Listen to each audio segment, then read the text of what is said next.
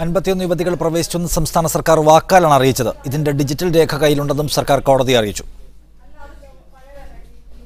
അയ്യപ്പ ദർശനത്തിന് പിന്നാലെ ആക്രമണവും ഭീഷണിയും ശക്തമായതോടെ മുഴുവൻ സമയ സുരക്ഷ ആവശ്യപ്പെട്ട് കനകദുർഗയും ബിന്ദുവും സമർപ്പിച്ച റിട്ട് ഹർജി പരിഗണിക്കുകയായിരുന്നു സുപ്രീം കോടതി. അപ്പോഴാണ് സർക്കാർ അഭിഭാഷകൻ വിജയ് ഹസാരിയ നിർണായക വിവരം കോടതിയിൽ വെളിപ്പെടുത്തിയത്. 51 യുവതികൾ ശബരിമലയിൽ പ്രവേശിച്ചു. അതിന്റെ ഡിജിറ്റൽ രേഖ കയ്യിലുണ്ടെന്ന് അദ്ദേഹം പറഞ്ഞു. ഇത് കള്ളമാണെന്ന് ആരോപിച്ച് അപ്പോൾ തന്നെ ഭക്തരുടെ അഭിഭാഷകർ എതിർത്തു. ഒരു പ്രൊപ്പഗാൻഡ സ്റ്റെപ്പിന് കോടതി 51 പേര് ഷൈൻ ഓൾറെഡി വിസിറ്റ് ചെയ്തു, 7000 പേരോളം ആപ്ലിക്കേഷൻ കൊടുത്തു, ഇങ്ങനെ പറഞ്ഞുകൊണ്ട് സ്റ്റേറ്റ്മെൻ്റ് എല്ലാം കൊടുത്തു. ആ സ്റ്റേറ്റ്മെൻറ്റ് കോടതി റെക്കോർഡായിട്ട് എടുക്കുകയോ അംഗീകരിക്കുകയോ ഒന്നും ചെയ്തില്ല. 51 പേരുടെ പട്ടികയടങ്ങുന്ന കുറിപ്പ് സമർപ്പിക്കാതെയായിരുന്നു സർക്കാരിന്റെ വാദം. കേസുമായി ബന്ധപ്പെട്ട ഇത്തരം കാര്യങ്ങളിലേക്ക് കടക്കുന്നില്ല എന്ന് തുടർന്ന് ചീഫ് ജസ്റ്റിസ് രഞ്ജൻ ഗൊഗോയ് വ്യക്തമാക്കി. ബിന്ദുവും കനകദുർഗയും ആവശ്യപ്പെട്ട പോലെ സുരക്ഷ നൽകാൻ സർക്കാരിനോട് നിർദ്ദേശിച്ച് ഉത്തരവിട്ടു.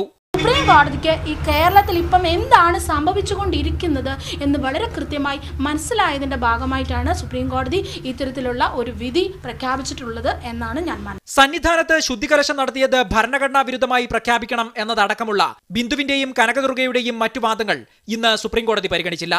ശബരിമല വിധിക്കെതിരായ പുനഃപരിശോധനാ ഹർജികൾ സുപ്രീം കോടതി ഭരണഘടനാ ബെഞ്ച് പരിഗണിക്കാനിരിക്കെയാണ് 51 യുവതികൾ ശബരിമലയിൽ പ്രവേശിച്ചെന്ന സർക്കാരിന്റെ വെളിപ്പെടുത്തൽ ഇന്ന് സുപ്രീം കോടതിയിൽ നടന്നത്.